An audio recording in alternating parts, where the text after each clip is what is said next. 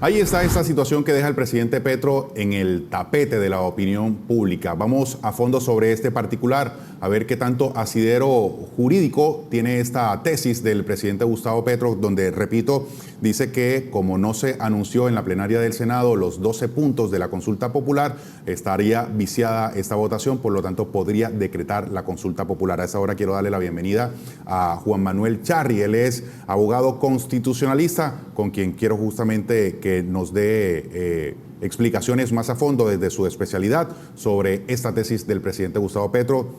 Juan Manuel Charri, bienvenido, buenas tardes aquí al canal Cartagena.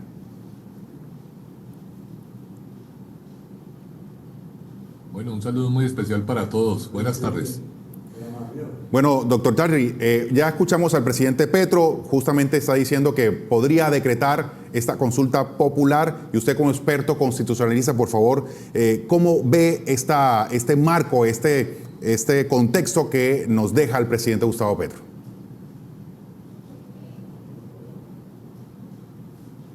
Doctor Charri. Que es que el Senado dé un concepto favorable. Ese concepto no existe, o si se quiere hay uno negativo, pero es indiferente. Si existe o no existe, o es negativo, lo cierto es que no hay concepto previo favorable y falta un requisito que la Constitución establece para que se pueda convocar la consulta popular nacional. Doctor Charri, ¿es clara la postura del presidente Gustavo Petro cuando dice que no se leyó la propuesta para la votación del Senado?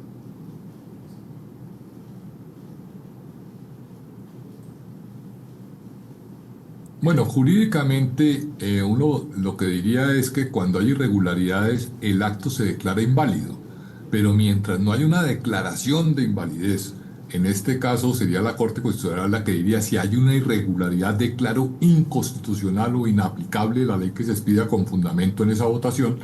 Mientras eso no exista, decir que no hubo decisión, así la decisión ha tenido irregularidades, pues no es válido, eso es una inexistencia que tiene que estar prevista en la ley para decir si no se cumplen estos requisitos, no existe el acto. Pero esa norma no está, de manera que hablar de inexistencia de la votación, pues es un error. Sostener que es irregular es válido, sin embargo hay argumentos a favor o en contra, en el sentido de que esta no es una votación para un proyecto de ley. Lo que establece la Constitución es un concepto sobre conveniencia para celebrar una elección. Y podría uno sostener que debía aplicarse el procedimiento de las proposiciones, como podría sostenerse que no, porque la ley que regula la participación ciudadana no establece ese tipo de requisitos.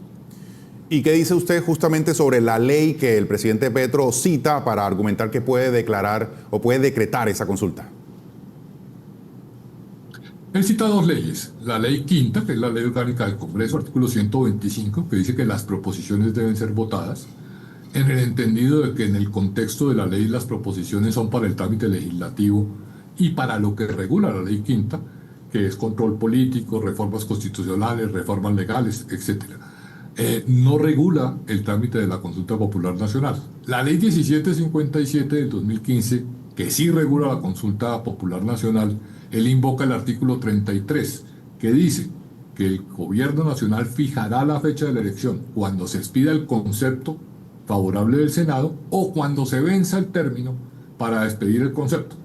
Entonces deduce de esa norma que, vencido el término para despedir el concepto, él puede citar a elecciones a pesar de que no exista concepto, que me parece que es una interpretación, digamos que novedosa y peculiar, porque no tiene en cuenta lo que dice la Constitución, y lo que hay es una redacción para el cómputo del término de 8 días para fijar la fecha de elecciones.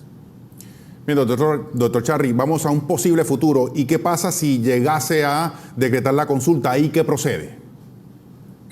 Bueno, en la práctica procederían acciones de tutela por violación al debido proceso, que el mismo presidente ya las previó y dijo que ojalá no se pronunciaran tarde y que si se pronunciaran a favor de la democracia participativa.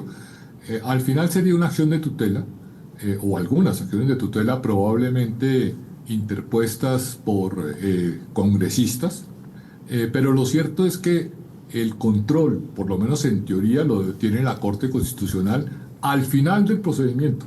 Si se llega a expedir una norma de rango legal como consecuencia de la consulta, es la Corte Constitucional la que a instancias de demanda ciudadana revisa si el procedimiento estuvo acorde con todas las exigencias constitucionales y legales y establece si la ley es exequible o no. Bien, doctor Charri, muchas gracias, muy gentil por su No, disposición. señor, gracias a ustedes. Feliz tarde. A usted, muy amable. Muy amable.